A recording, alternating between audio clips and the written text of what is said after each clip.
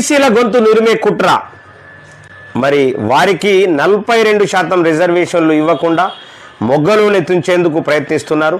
కులగణన సర్వేపై దుష్ప్రచారం చేస్తున్నారు. తప్పులు చూపించమంటే పారిపోతున్నారు.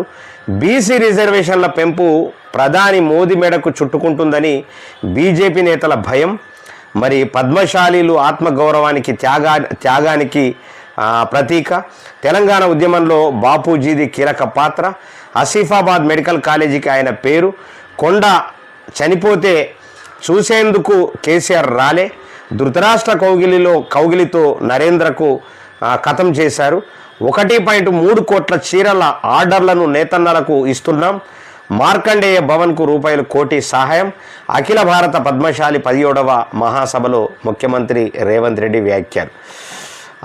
మనము 3 రోజులు ఏందనుకుంటా మన సిరిసిల్ల నుంచి సీనన్నను ఒకసారి మాట్లాడిపించినాం. టోటల్గా ఇది మన ప్రతిదీ కూడా ఆయన దగ్గరికి చేరుతుందని మాత్రం మనం భావించాలి. ఎందుకంటే మనం మొత్తం క్లారిటీగా అన్నీ కూడా మొన్న మోరే శ్రీనివాస్ అన్న మొత్తం వివరించిన తర్వాత ఇలా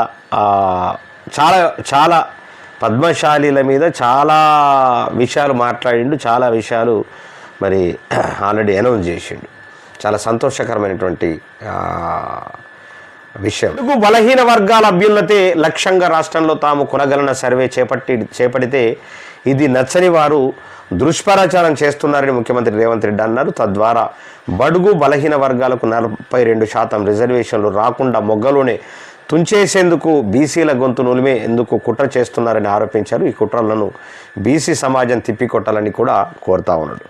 మరి పద్మశాలి మహాసభ మగ్గం వేస్తున్నటువంటి ముఖ్యమంత్రి రేవంత్ రెడ్డి చూస్తూ ఉంటే రూపాయలు 1,00,000 లోపు చేనేత రుణాల మాఫీ 33 కోట్ల మంజూరు చేసిన సర్కార్.